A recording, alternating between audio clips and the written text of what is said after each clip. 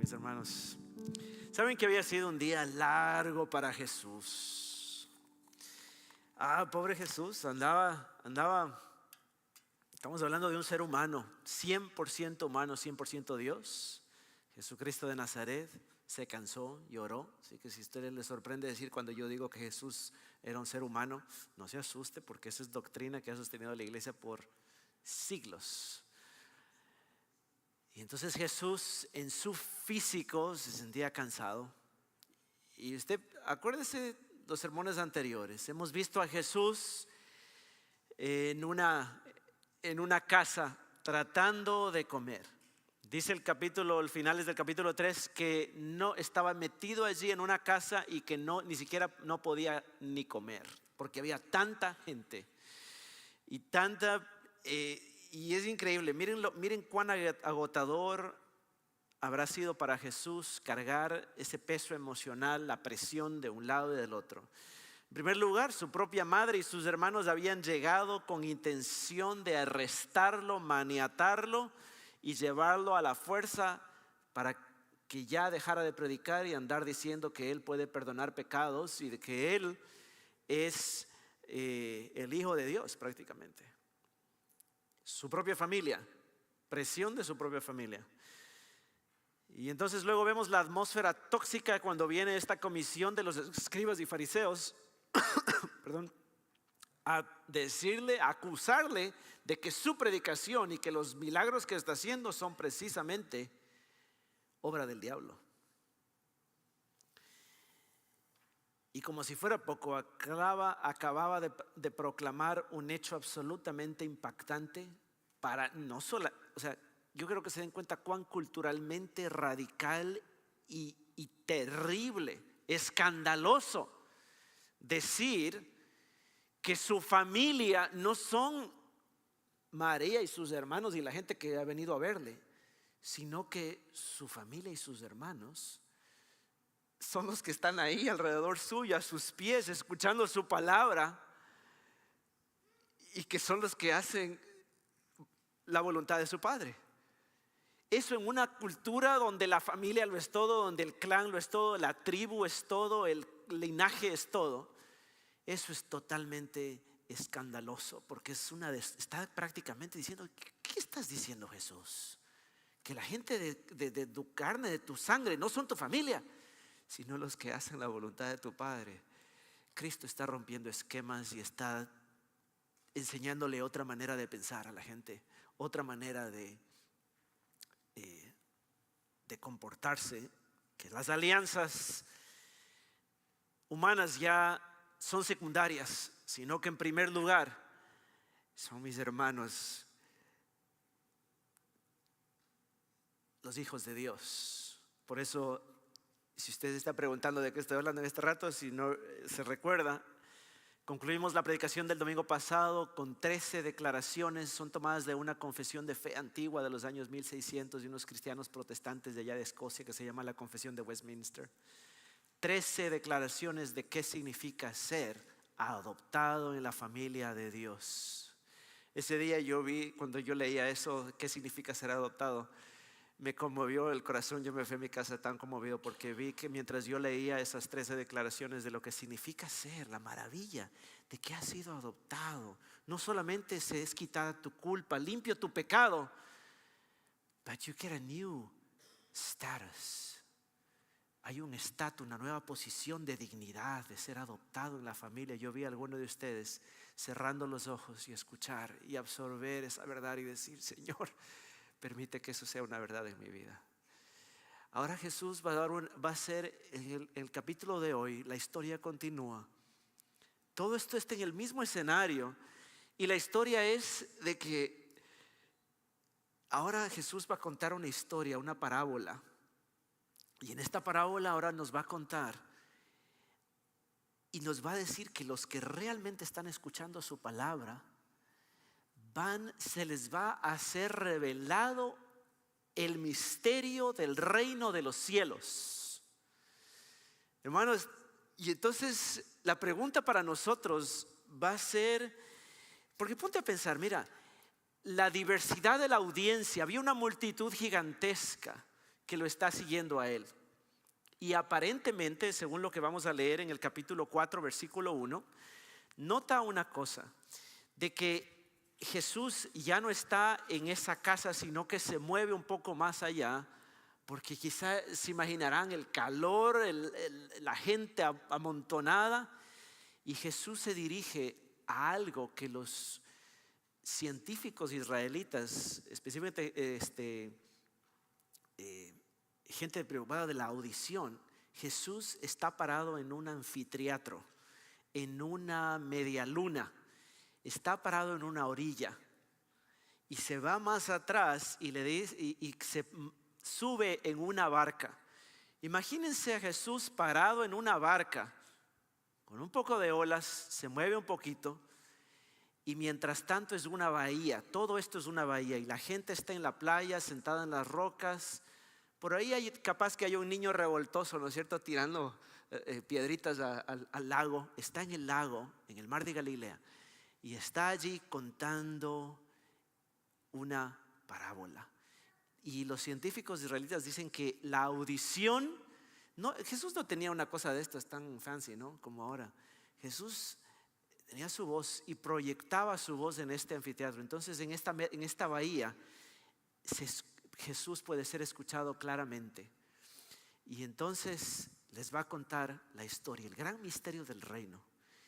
Porque pónganse a pensar, hay diferentes corazones que están escuchando los discursos de Jesús, la enseñanza de Jesús. Está su familia, está la que es verdaderamente su familia, están los escribas y fariseos. Hay gente que realmente está entendiendo qué es lo que está pasando y otros no. Y entonces algunos están naciendo. Miren, el Espíritu de Dios está obrando justo delante de los ojos de todos ellos.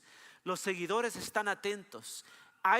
El milagro del nuevo nacimiento está sucediendo delante de sus ojos. Hay algunos que sí están entendiendo el misterio del reino y hay otros que en la misma presencia de Jesús no podrían estar más lejos de Cristo. Algunos están creciendo en la fe y otros se están endureciendo irreversiblemente al punto de cometer el pecado imperdonable. Y Jesús anhelaba que lo escucharan con receptividad porque Él mismo era la palabra de Dios encarnada y para esto había venido al mundo. Así que para capturar su atención no apeló a abstracciones filosóficas, ni a citar a grandes autores, ni a grandes rabinos y expertos de su época, sino que les contó una historia. Y la historia es una parábola, conocida como una parábola, la parábola del sembrador. Una parábola que era tan conocida para todos, una historia, una realidad, una imagen agrícola, una imagen del campo, de la agricultura. Un hombre sacó unas semillas atado a su cintura, caminando por su campo, arrojando la semilla con un ritmo constante y empezó a sembrar. Así que ahí nos encontramos. Les invito a que se pongan de pie para poder tener la lectura de la palabra de Dios. Aquí en The Heights nos ponemos de pie para esto en señal de reverencia a Dios y a su santa palabra. Así que vamos a leer. Yo voy a leer de la Reina Valera del 60 y usted va a leer en la nueva versión de la nueva Biblia de Latinoamérica. Dice la palabra de Dios, versículo 1 al 20. Otra vez comenzó Jesús a enseñar junto al mar y se reunió alrededor de él mucha gente, tanto que entrando en una barca se sentó en ella en el mar y toda la gente estaba en tierra junto al mar y les enseñaba por parábolas muchas cosas y les decía en su doctrina: oíd, he aquí el sembrador salió a sembrar y al sembrar aconteció que parte cayó junto al camino y vinieron las aves del cielo y la comieron. Otra parte cayó en pedregales donde no tenía mucha tierra y brotó pronto porque no tenía profundidad de tierra. Pero saliendo el sol se quemó y porque no tenía raíz se secó. Otra parte cayó en los espinos y los espinos crecieron y la ahogaron y no dio fruto. Pero otra parte cayó en buena tierra y dio fruto, pero brotó y creció y produjo a 30, 60 y 100 por uno. Entonces le dijo: el que tiene oídos para oír, oiga. Cuando estuvo solo, los que estaban cerca de él, con los 12, le preguntaron sobre la parábola. Y les dijo: a vosotros os es dado a conocer el misterio del reino, mas a los que están afuera, por parábolas, todas las cosas, para que viendo no vean y no perciban, y oyendo y oigan y no entiendan, para que no se conviertan y les sean perdonados los pecados. Y les dijo: ¿no sabéis esta parábola? ¿Cómo pues entenderéis todas las parábolas? El sembrador es el que siembra la palabra. Y estos son los de junto al camino, en quienes se siembra la palabra. Pero después que la oyen, enseguida viene Satanás y quita la palabra que sembró en sus corazones.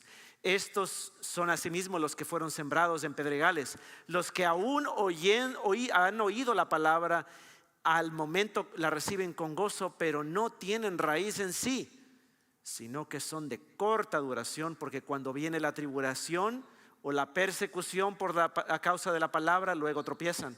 Estos son los que fueron sembrados entre los espinos, los que oyen la palabra, pero los afanes de este siglo y el engaño de las riquezas y las codicias de otras cosas entran y ahogan la palabra y se hace infructuosa. Y estos son los que fueron sembrados en buena tierra, los que oyen la palabra y la reciben y dan fruto a 30, a 60 y a 100 por uno. Esta es la palabra del Señor. Amén. Podemos tomar asiento. Entonces, vamos a avanzar rapidito. Pongan mucha atención. ¿De qué se trata esta parábola? El versículo 20 nos dice claramente: y estos son los que fueron sembrados en la vida, los que oyen la palabra y dan fruto. ¿De qué se trata esta palabra? De quién está verdaderamente oyendo. Si usted cree que esta predicación se trata de lo que vino a decirnos el pastor, usted no está oyendo realmente. ¿Qué es lo que estamos oyendo? Estamos oyendo es a Cristo, a su palabra. De eso se trata esta parábola. ¿Quién verdaderamente está oyendo? Puede usted también seguir este bosquejo en el boletín que le fue dado a la entrada. Nuestro primer punto es el sembrador que despilfarra la semilla, versículos 1 al 9. ¿Qué quiere decir despilfarrar? Waste. Está desperdiciando prácticamente. Un sembrador que realmente está despilfarrando. Jesús abre y cierra esta historia con un mandato absoluto e imperativo. Versículo 3 dice: oigan, oíd, versículo 3, oíd, oigan. Escuchen verdaderamente, oigan, pongan mucha atención, traten de entender lo que se está diciendo, oír con mucha atención. En este idioma original, y esto es espectacular, hasta no estudiar yo no sabía esto. Jesús, ¿se acuerdan lo que alguna vez algunos otros, más adelante en el Evangelio, vamos a escuchar que algún abogado, un experto en la ley le dice: ¿cuál es el más grande mandamiento? Le dice Jesús. Entonces: oye Israel, tu Dios uno es. ¿Te acuerdas? Es el mandamiento más importante. Oye Israel. Eso los israelitas lo conocían como la Shema. ¿Qué era la Shema? La Shema era de esta frase que teníamos todos que oír: oye Israel, tu Dios uno es. Tú lo tienes, no tienes que ir a andar buscando dioses en tu corazón, haciéndote ídolos. Tus dioses no son las riquezas, no son tu cuñado, tu tío, tu abuelito, tu país, tu identidad de donde saliste. Tus ídolos no son una estatua, no son una cosa ahí que tú te pintaste, un objeto de madera o de yeso. Tu Dios está en los cielos, el creador del cielo y de la tierra. Uno es, adóralo. Y entonces Jesús ahora dice, hace eco de esa adoración. Oye Israel, nuestro Dios es el Señor, uno es.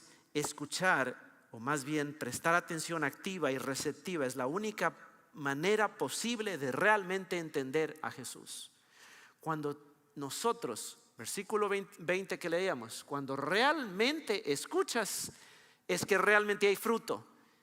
Si no hay fruto, es que no has oído bien, no has escuchado. No estás dejando que esa palabra se asiente profundo en tu corazón y te revolucione tu corazón, las intenciones de tu corazón, y finalmente se vea eso en una conducta ética que honra al Señor. Y entonces este señor, este sembrador, sale y a esparcir la semilla, caen mira, póngase a pensar, esto es un lugar donde llueve muy poco. En Medio Oriente llueve muy poco. Las condiciones son muy austeras, muy difíciles, donde hay muchas rocas, matorrales. La agricultura en Palestina es un asunto de pura supervivencia. Es un trabajo que te quiebra, es extenuante, no es como en mi país donde, pues, en la costa especialmente, ¿no? Si nadie siembra nada, ¿qué va a pasar ahí? Algún rato va a salir un maracuyá, una naranja, un guineo, algo va a salir ahí, ¿sí o no? Usted tira una semilla ahí, si no, por lo menos maya la hierba, pero algo va a salir, ¿ya? Esto no es así. Estos lugares es árido. Y entonces, si tienes unas poquitas semillas y este es un lugar agrícola y estás bajo la presión de los romanos y de todo y no tienes libertad, ¿qué vas a hacer? ¿Dónde vas a plantar? ¿Cuánta semilla vas a usar? Un poquito. Vas a ser prudente, un poquito aquí, un poquito acá no pongo, no voy a poner. Pero este sembrador es diferente. Este sembrador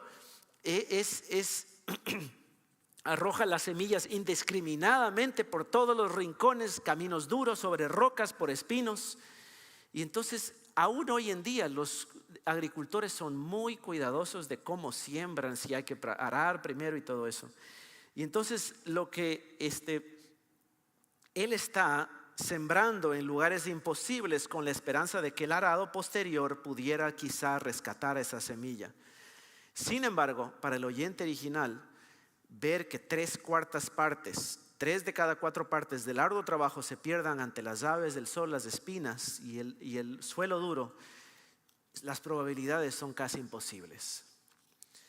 Y entonces esta parábola, gracias a Dios, no termina con la frustración, sino que da un giro inesperado y triunfal. La semilla que cae en buena tierra produce una cosecha impresionante.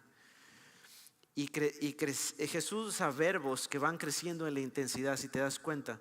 Está diciendo que van creciendo, aumentando, rindiendo. El resultado es abrumador. El resultado dice aquí que es a 30, dan fruto a 60, 100 por uno. Un poquito y explota. Querido hermano, tú has visto, ¿quién de ustedes está cerca, vive en el lugar donde usted vive, ve esas semillas, esas bellotas, le decimos en español, no sé, o el acorn, ¿ya ha visto?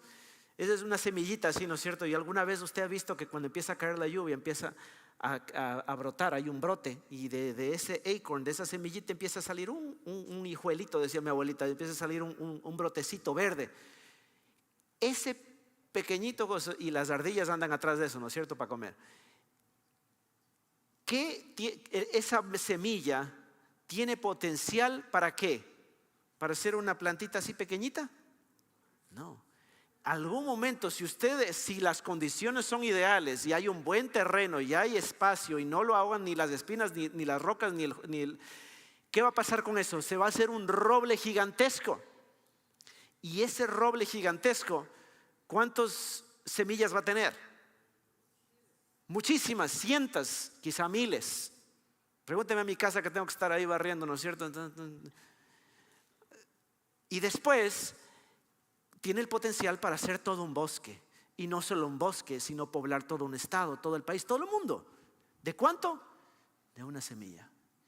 Usted se pregunta, ¿por qué Jesús va a usar algo tan chiquitito como ejemplo de que aquí está el misterio del reino, en esta cosita insignificante, débil, que se lo comen las ardillas y que usted patea y dices, querido hermano, algo sencillito? La iglesia de Cristo siempre ha sido humilde, pequeña. El evangelio siempre ha sido tan sencillo, tan simple, como una madre hablando a su hijo. Tan sencillo como una semilla que da fruto tremendamente. Pero el poder que tiene una semilla para romper. Hermanos, yo crecí en las Islas Galápagos, que era similar a Hawái, donde hay mucha actividad volcánica. Y era espectacular a veces poder ver en todas las islas, pero especialmente el lugar donde yo vivía había muchas rocas. Y era espectacular ver de pronto, lo más así, cuando llegamos a vivir ahí, yo tenía 10 años y mi mamá decía, mira qué espectacular. Y teníamos una piedra volcánica de adorno en nuestra sala, en nuestra casa. Y la piedra que agarramos, estaba un cactus saliendo desde la roca. Y teníamos la roca ahí metida en nuestra casa. Y eso no se moría y usted... No, it thrives with neglect, ¿no? Es como que mientras menos le pongas atención, más bien, más bonita va a estar ese cactus, ¿no es cierto? Y a veces, y tú dices, pero ¿cómo de la roca sale? Y cuando te dabas cuenta y veías, te ibas dando vuelta por la isla, roca volcánica, durísima, tan dura. En ocasiones, las plantas, los árboles, los cactus gigantescos que crecían, tenían la capacidad de resquebrajar, de romper lo más duro que jamás que una roca volcánica, lava endurecida, la podía partir. ¿Qué cosa? Que nació con ¿qué cosa? Con una semillita. A los hermanos que trabajan con trabajo físico, ¿qué pasaría si yo les doy a ustedes un sledgehammer, un mazo grande, ¿no? Un combo muy grande? Trata de romper esa roca en dos, una roca muy grande, a ver cuánto te va a costar. ¿Quién tiene más poder? O te doy un cincel y empiezas a martillar a ver si es que puedes romper la roca madre. La gente a veces para alcanzar el alcantarillado, para lograr que haya alcantarillado, ponía dinamita y por más a veces dinamitaban y trataban de que finalmente corra el agua para buscar algo de donde salga el agua. Pero ¿quién tiene más? Quiero que te des cuenta el poder de una semilla comparado con la dinamita, con un martillo, con un combo. ¿Te das cuenta? Quiero que te des cuenta el poder de una semilla. La semilla puede ser muy humilde, muy sencilla, despreciado por los hombres. Pero el Señor la trae aquí, el misterio del reino. Una semilla tiene poder para romper hasta el corazón más duro, hasta el terreno más inhóspito, donde pareciera ser que no hay vida. Aquí, ¿qué vegetación va a salir? En algún momento Dios tiene el poder para sacar fruto a 30, 60 y a 100 por uno. Amén. Y entonces, no subestimes el poder de un mensaje evangélico. No subestimes, no veas en menos. ¿Qué fuiste a hacer a la iglesia? A escuchar. Hermano, Dios hace milagros más allá de lo que tú te imaginas o puedes entender. Ahora mira, ¿por qué Dios hace esto? Nota una cosa, que cómo cae en diferentes partes. Y ya vamos a explicar, vamos a centrarnos en el tercer punto, vamos a centrarnos sobre la explicación de cada terreno. Pero quiero que noten lo que está en el versículo 10 al 13. Donde el Evangelio de Marcos tiene una forma peculiar de relatar estas historias en la estructura de sándwich que habíamos visto, de sándwich, donde se inserta noten, está la parábola, de pronto Dios habla de un misterio, versículo 10 al 13, y después concluye con la explicación, pero el centro, la carne está en el medio. Acuérdense, este es un sándwich. Solo el Evangelio de Marcos habla así, ¿no? Está el pan acá, y la hamburguesa está en el medio. Ahora mira cuál es de esa hamburguesa, de versículos 10 al 13. ¿Cuál es de esa carne, el centro, lo más importante? Nos dice que cuando estuvo solo, los que estaban cerca de él, con los 12, o sea, no solamente eran los discípulos, le preguntaron sobre la parábola y les dijo: a ustedes os es dado saber el misterio del reino, más los que están afuera por parábolas, todas las cosas, para que viendo no vean, no perciban, no oyen. Hermano, esto nos confunde un poquito, ¿no? ¿Por qué Jesús querría esconder el misterio? Las parábolas a veces se dice, es que Jesús contó historitas para que la gente de atrás y que no les queda, para que sí entiendan, ¿no? Y usted piensa, los que no están entendiendo, pero las parábolas van más allá. Aquí hay un propósito interesante que Jesús nos está diciendo. El propósito de la parábola es para que los que realmente están escuchando, los que están sentados ahí cerca con Él, poniendo mucha atención a lo que se está diciendo, realmente entiendan el misterio. Y esto nos rompe las categorías, porque nos está diciendo el Señor que acuérdate que varias veces hemos visto hasta ahora, llevamos apenas 4 capítulos del Evangelio según San Marcos, y creo que llevamos más de 10 predicaciones. Pero date cuenta que siempre hay los que están afuera, terminan estando adentro. Los que creían que estaban adentro, terminan estando afuera. Y entonces, en este caso, ¿se acuerdan la familia? Ellos pensaban que estaban adentro. Somos nosotros los cercanos, la familia terminan estando adentro. Y ahora Jesús les revela un misterio a los que realmente están adentro y les dice: mira, ¿no sabéis esta parábola? ¿Cómo van a entender? Y entonces Él les empieza a explicar. Jesús precipita algo que es tremendo. Los fariseos, los observantes, los expertos, los que sabían mucho y que decían: mire, tal maestro tal y tal dijo tal cosa, y aquí no se dijo esto y no se dijo lo otro, y nosotros somos los expertos. Jesús dice: estos están afuera, estos no han entendido. Y obviamente, ¿por qué? Yo creo que era evidente para todos de que no estaban haciendo la voluntad de su Padre. Por lo tanto, no eran considerados insiders, los de adentro. Y los de adentro ahora son exclusivamente aquellos que tienen comunión con Jesús y buscan hacer su voluntad. Y los de afuera son aquellos que rechazan y lo escuchan casualmente. Para ellos las parábolas no son ventanas para entrar, simplemente es una puerta cerrada. Jesús cita entonces ahora Isaías 6, 9 al 10. Viendo y no perciban, y oyendo, oigan y no lo entiendan. Esto choca con nuestra visión moderna y domesticada de Jesús. Jesús mantiene esta tensión: la soberanía de Dios a la elección de cada ser humano, de diferentes seres humanos, de su pueblo, y la responsabilidad del ser humano en responder. El misterio es revelado a los que estaban con Jesús, pero los que no están son confirmados en su incredulidad.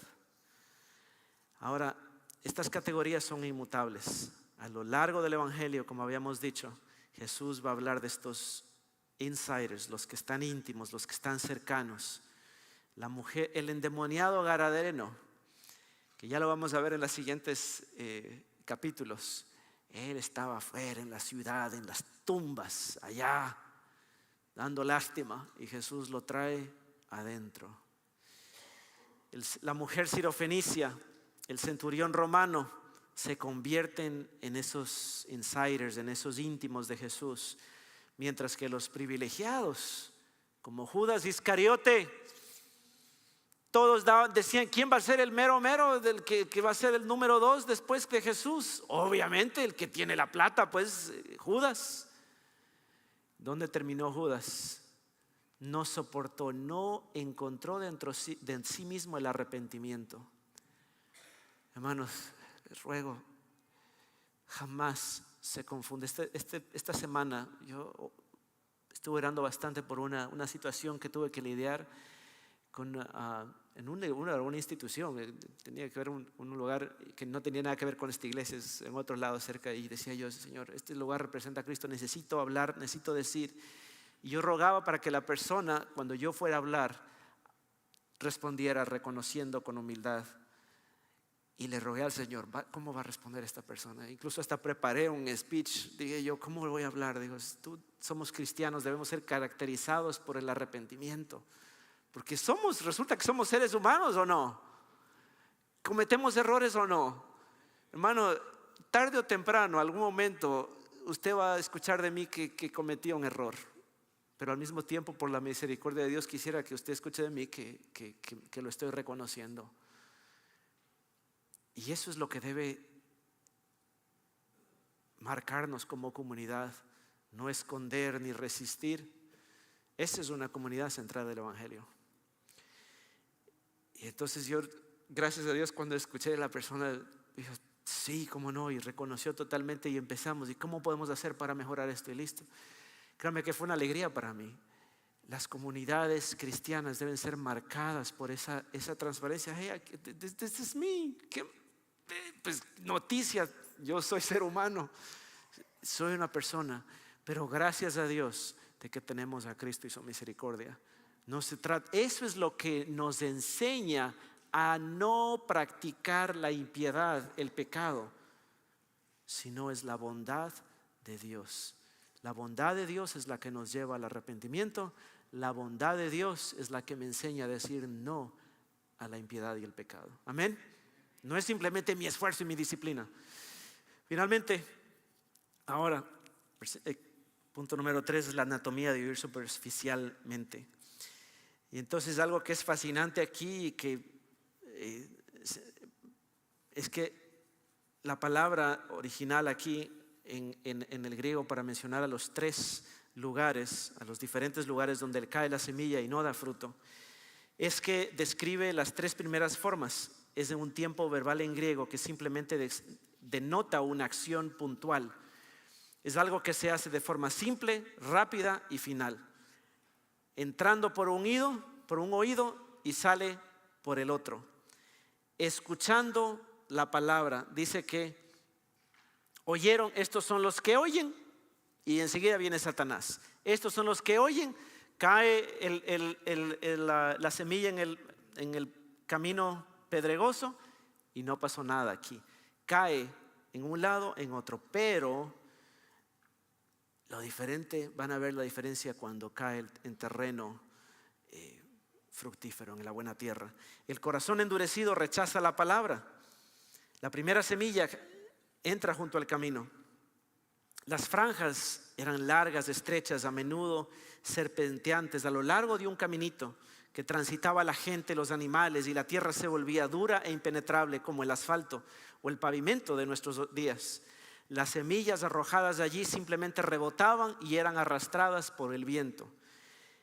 Y esta es la imagen vívida de un corazón endurecido por el tráfico de la vida. Es un corazón entre las luchas y las idas y venidas de tanta actividad, de tanta cosa, tantas distracciones han compactado tu alma al punto de que ya un culto no te llama la atención. Una noche de alabanza, allá están haciendo, no te interesa. Una oración, escuchas, dice, ¿qué oración tan larga? Porque ella no hace y se va. Y nada te mueve, nada te motiva, nada te revuelve, nada aviva tus afectos hacia Cristo. Quieres escuchar cosas interesantes, quieres escuchar que te prediquen de las bestias, del tiempo del fin, de que ya se acabe el mundo, para que te dé miedo y te arrodilles para entregarte a Cristo y ahora sí esforzarte más en tu oración. Pero de alguien te habla de Jesús, del buen pastor, y te aburre. Alguien te habla de las cosas de Cristo y ahí va, predican de lo mismo. Entonces, mis hermanos, esa superficie es la dura superficie. Ahora, el corazón superficial también abandona la palabra, versículos 16 al 17, porque cae y es ahogada esta palabra. La capa es tan delgadita, 2-3 pulgadas de tierra fértil, pero la semilla cae ahí y el calor del sol concentra rápidamente en esta capa superficial, haciendo que la semilla brote, tenga un crecimiento instantáneo, fértil, pero cuando cae el sol, golpea la planta, necesita agua y sus raíces chocan con la roca y se marchita y se muere. Estos son los que se emocionan y estos son los que con alegría y entusiasmo empiezan a escuchar la palabra de Dios, están felices por el programa, por lo que me vienen a dar esto, tienen un programa para esto, necesito algo especial, necesito otra reunión, necesito más. Ya me invitaron a lo uno, ya me invitaron a lo otro, oh, qué bueno. Pero el problema es que apenas no te encontraste con la carne misma, con el terreno mismo, con la semilla misma, con la palabra misma, con el evangelio mismo. Y el evangelio de Marcos nos relata esta trágica realidad de los discípulos que huyeron aterrados la noche que prendieron a Jesús, como Judas, entregando a Jesús. La fe involucra emociones profundas, eso sí, pero debe echar raíces en la mente y en la voluntad para soportar el sufrimiento. Cuando quieras seguir un le piensa en que, hermano, piensa cuando venga un sufrimiento, cuando venga una dificultad a tu vida, cuando veas cosas, sufrimiento alrededor tuyo, empieza a pensar, Señor, ok, aquí voy, estoy profundizando mis raíces contigo. Alégrate. Por eso es que el Señor dice, ¿cómo puede decir Jesús esas cosas? Alegraos y gozaos, porque cuando sufran, Jesús nos rompe las categorías, hermano, pero tienes que pensar es por esto, porque aquí estás echando raíces. Sabemos, hermanos, ¿por qué? Es que no es necesario, cuando uno, los que les gusta el jardín, yo no tengo idea de jardín, mi esposa, por mi suegra le encanta la jardinería y las plantas y todo eso. ¿Por qué no es importante sembrar en la primavera y en el otoño y en ciertas ocasiones no cavar tan profundo?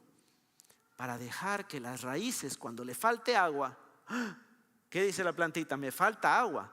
Pues tengo que buscar más profundamente a ver si es que por ahí hay. Y no se ha secado la tierra, las raíces superficiales no encuentran agua y se mueren. Pero los que realmente, en nuestro caso, hemos aprendido a sentar, a buscar profundamente ahí en el corazón y decir, a ver, ¿qué es lo que creo yo a la final? ¿Creo yo en el Evangelio?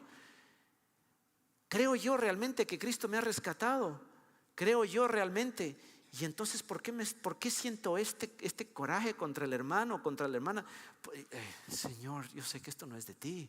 Esto es del Evangelio. El sufrimiento de las empresas no me pueden. No, yo quiero dar fruto de bien. Pero ¿por qué tengo esto aquí? Te estoy sintiendo celos. ¿Por qué me siento así? Esto no es de Cristo. Bien profundo, empiezas a buscar esas emociones, esas cosas que empiezas a sentir. La empiezas a poner en contra del Evangelio y el Evangelio te enseña y buscas hasta que da frutos 30, 60 y 100 por uno. Ahora el corazón que es dividido ahoga la palabra porque quieres todo. Este es el que quiere todo.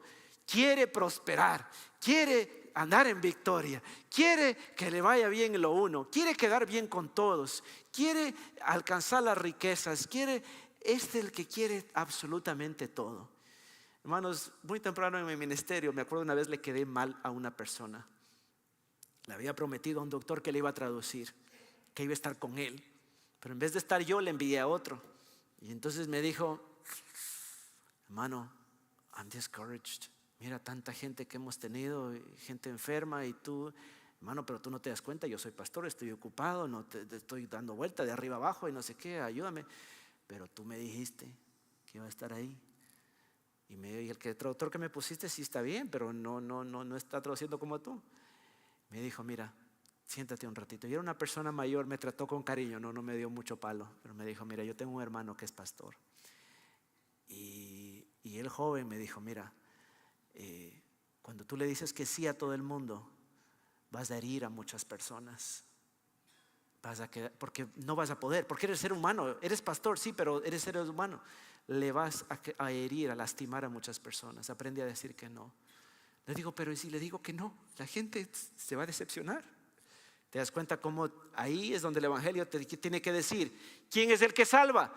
¿Quién es el que transforma el corazón? ¿El pastor? No, puedo decir que no. ¿Te das cuenta? Así tienes que decirle a tu corazón. Cuando te desesperes por las finanzas, cuando te desesperes por una cosa, por otra, a la final, hijo de quién soy yo. A la fin, a ver, espérate, Señor, tú me dijiste en tu palabra, nunca te dejaré, nunca te desampararé. Y empiezas a profundizar en tu corazón. Cuando veas un hábito, cuando veas una cosa que no desaparece, Señor, tú me dijiste que me darías la victoria. Y empiezas a cavar profundamente en el Evangelio y el Evangelio llega a ser tu respuesta. Mi querido hermano, el corazón que verdaderamente oye y lleva fruto es, como les decía, ahora el tiempo cambia. Y en el versículo dice, versículo 18, estos son los que fueron sembrados versículos 20, estos son los que fueron sembrados en buena tierra. En español no se ve aquí, pero el tiempo en griego es diferente. Los que oyen.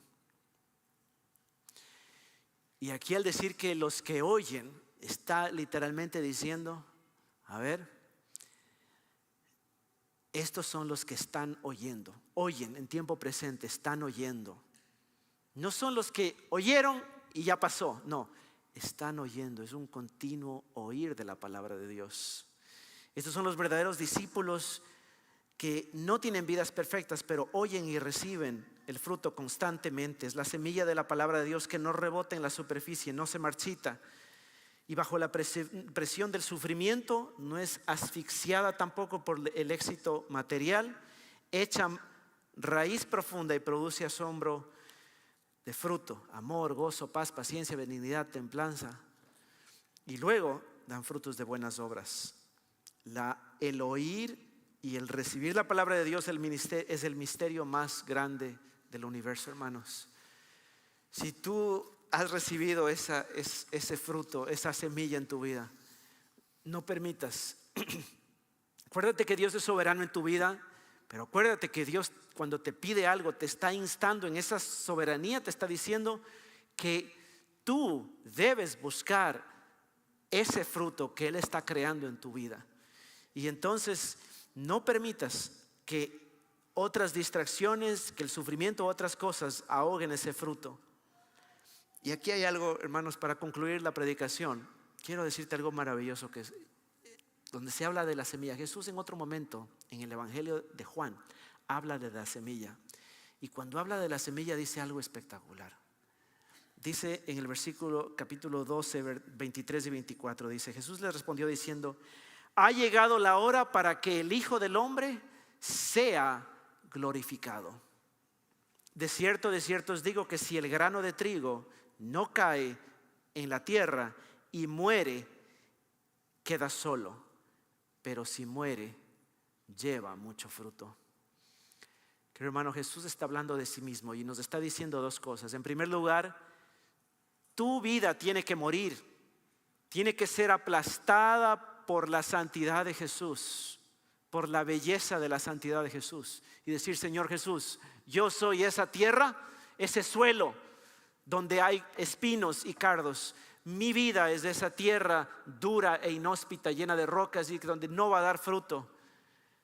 Pero te doy gracias a ti de que tú eres de esa semilla, tú eres ese grano que cayó en la tierra y fue muerto, pero que resucitó para darme vida a mí. Y por lo tanto quiero que produzcas en mí ese fruto maravilloso de santidad hacia ti. Señor, queridos hermanos, te pregunto a ti, examina tu corazón hoy a la luz de la cruz. ¿Estás endurecido por la rutina, por la religiosidad, por el cinismo, por el vacío de nuestra cultura? ¿Estás cerrado o endurecido por el dolor? ¿Hay superficialidad en tu vida? ¿Buscas a Jesús por sus bendiciones solamente o estás buscando a Jesús por Jesús mismo? ¿O está tu corazón dividido y asfixiado por la ansiedad del dinero, por el deseo de aprobación de otras personas que ni siquiera le importas, olvidando la opinión del único que debería importarte, Jesucristo? ¿O es Jesús, tienes tu corazón y por lo tanto garantizando a ser fructífero?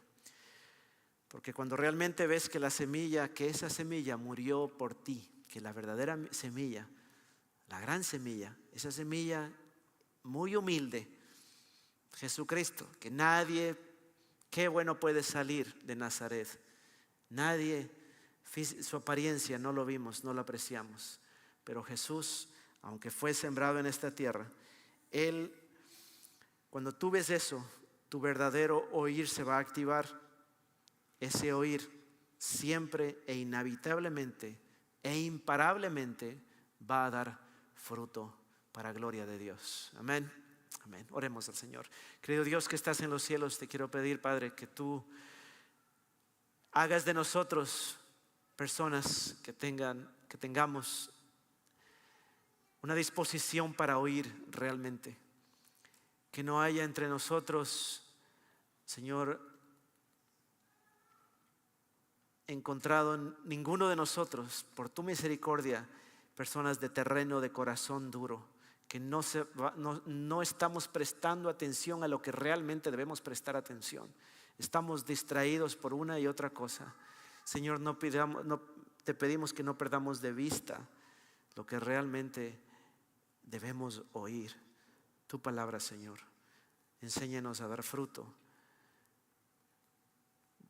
Dar, Señor, resultado por el poder de tu Espíritu. Esa pequeñita semilla del Evangelio se haga grande y fructífera.